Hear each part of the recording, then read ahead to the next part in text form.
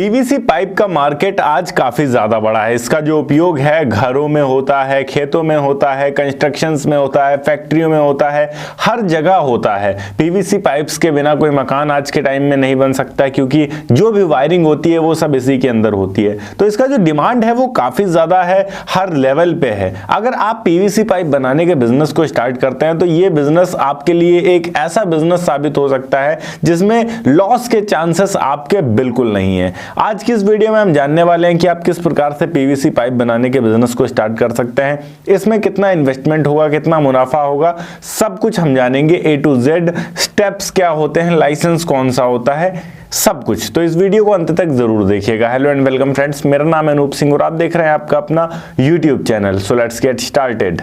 सबसे पहले हम बात करते हैं पीवीसी पाइप बनाने के बिजनेस को। अगर आप स्टार्ट करना चाह रहे हैं तो इसके लिए आपको एक प्रॉपर कारखाना शुरू करना पड़ेगा। इस कारखाने के लिए कितनी स्पेस चाहिए होगी? अगर आप छोटे लेवल पे शुरू कर रहे हैं तो 500 से 1000 स्क्वायर फीट से भी आप इसे शुरू कर सकते हैं। अगर आप मीडियम लेवल से शुरू करते हैं तो आप 2500 से 5000 स्क्वायर फीट तक जाएंगे, और अगर आप काफी बड़े लेवल पे शुरू करते हैं तो 10,000 स्क्वायर फीट से भी अधिक एरिया की जरूरत आपको पड़ेगी। शुरुआत मोस्टली लोग इनिशियल लेवल पे ही करते हैं, मतलब आप 500 से 1000 स्क्वायर फीट में इसे आसानी से शुरू कर सकते हैं। कोशिश करिए कि ये जो 500 है ये 500 ना रहे, आपका 1 से 2000 हो जाए तो ज्यादा बेहतर है शुरुआती तौर पर भी। इतने एरिया में आप टीन शेड डलवाकर आसानी से अपनी मशीनें लगा सकते हैं।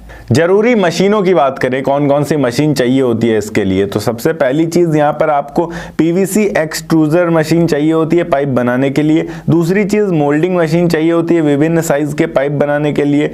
तीसरी चीज यहाँ पर मिक्सर मशीन चाहिए होती है पीवीसी पाउडर और अन्य जो भी केमिकल होते हैं उनको मिलाने के लिए। कूलिंग टैंक चाहिए होता है पाइप को ठंडा करने के लिए। कटिंग मशीन चाहिए होती है पाइप को सही साइज में काटने के लिए। प्रिंटिंग मशीन चाहिए होती है बॉन्डिंग और मार्किंग के लिए। इसके अलावा जो रॉ मटेरियल्स आपको चाहिए होते हैं वो कुछ इस प्रकार होते हैं। सबसे पहली होती है पीवीसी रेजिन पाउडर, ये मुख्य सामग्री होती है। इसे मोस्टली प्लास्टिक हम कह सकते हैं, एक टाइप का प्लास्टिक होता है। दूसरा होता है प्लास्टिलाइजर। प्लास्टिलाइजर जो होता है वो पाइप को लचीला बनाने के लिए होता है। इसके अलावा स्टेबलाइजर चाहिए होता है। पाइप को गर्मी और रसायनों से सुरक्षित रखने के लिए आपको स्टेबलाइजर की जरूरत पड़ती है। इसके अलावा फिलर चाहिए होता है। कैल्शियम कार्बोनेट होता है, पाइप को मजबूत और टिकाऊ बनाने के लिए इसका उपयोग किया जाता है। और जो रंग होता है कलर पिगमेंट, पाइप को अलग अलग टाइप के कलर्स देने के लिए होता है। प्रोसेस की बात करें तो जितने भी केमिकल्स होते हैं इन सभी को मिलाकर मिक्स किया जाता है, मिक्सचर में डाला जाता है। इसके बाद इसे 140 डिग्री सेल्सियस तक गर्म किया जाता है ताकि ये अच्छे से मिक्स हो सके आपस में। तैयार मिक्सचर को कूलिंग टैंक में रखकर अच्छे से ठंडा किया जाता है।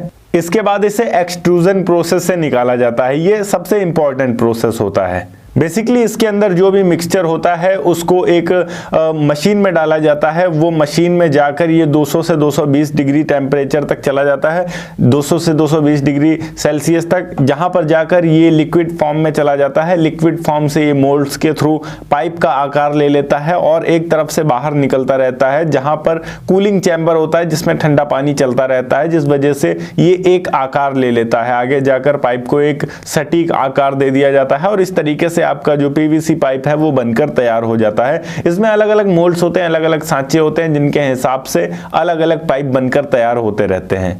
जो ऑटोमेटिक मशीन होती है उसमें साइज फिट होता है। एक सर्टेन साइज पूरा होने के बाद वो अपने आप काट देता है, जिसके बाद उस कटे हुए पाइप में सॉकेट का आकार दे दिया जाता है और फिर वो आपका पाइप बनकर तैयार हो जाता है। तो ये एक छोटी सी प्रक्रिया होती है। इसके बाद इसके ऊपर कई सारे टेस्ट किए जाते हैं। जैसे सबसे पहले होता है टेम्परेचर टेस्ट, जिसमें ये देखा जाता है कि पाइप कितने तक टेम्परेचर सह सकता है, जिसके लिए इसे गर्म से गर्म पानी में डाला जाता है। दूसरा होता है प्रेशर टेस्ट, जिसमें यह देखा जाता है कि पाइप कितना प्रेशर सह सकता है।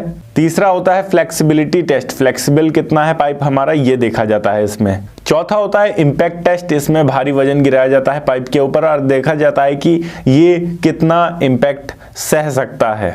और लास्ट होता है हमारा वॉल थिकनेस टेस्ट, जिसमें यह देखा जाता है कि जो हमारा पाइप है वो एक समान मोटाई का है या फिर नहीं। ऐसा तो नहीं है कि कहीं से पाइप बहुत ज्यादा पतला है, कहीं से पाइप बहुत ज्यादा मोटा है। अब बात करते हैं इसके लिए लाइसेंस कौन सा चाहिए होता है। तो सबसे महत्वपूर्ण तो होता है जीएसटी रजिस्ट्रेशन, जो कि हर बिजनेस के लिए मैंडेटरी होता है आज के टाइम में। दूसरा होता है उद्यम रजिस्ट्रेशन, अगर आप इस बिजनेस को करना चाह रहे हैं तो उद्यम रजिस्ट्रेशन होना भी महत्वपूर्ण है। इसके अलावा पॉल्यूशन कंट्रोल बोर्ड से आपको एनओसी भी लेनी होगी। साथ ही आपको बीआईएस सर्टिफिकेट लेना होगा, जिससे आपके जो भी उत्पाद है उसकी गुणवत्ता सुनिश्चित हो पाएगी।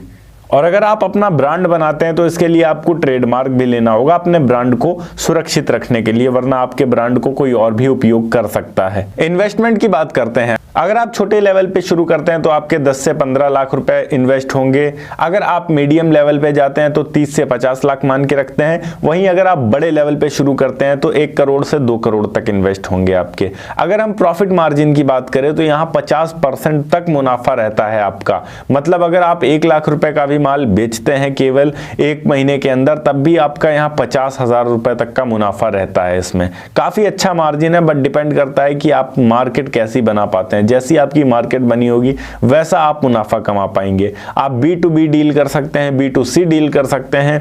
indiamart.com पे आप B2B सेल कर सकते हैं, बल्क में, होलसेल में अपने उत्पादों को सेल कर सकते हैं। इसके अलावा जो भी आपके आसपास के डीलर्स हैं, पीवीसी पाइप को बेचने वाले शॉप ओनर्स हैं, उनसे आपको डायरेक्ट कांटेक्ट करना होगा, जिससे ज्यादा से ज्यादा लोगों तक आप माल पहुंचा सके। कोशिश करें कि आप डीलर्स को पकड़े, जितने डीलर्स ऑलरेडी मौजूद हैं। एक डीलर जो है वो कई सारी कंपनियों के माल बेचता है, तो उन सभी डीलर्स से आप कांटेक्ट करके रखें, जिससे ज्यादा से ज्यादा माल आप अपना सप्लाई कर सकें। इस तरीके से आप ज्यादा से ज्यादा मुनाफा कमा पाएंगे। ओके गाइस, ये थी एक छोटी सी वीडियो कि किस तरीके से आप पीवीसी पाइप बनाने के बिजनेस को स्टार्ट कर सकते हैं। अगर वीडियो अच्छी लगी हो तो वीडियो को लाइक करके चैनल को सब्सक्राइब जरूर कर दीजिएगा। मैं मिलता हूं आपको नेक्स्ट वीडियो में एक नए टॉपिक के साथ। तब तक के लिए जय हिंद, वंदे मातरम।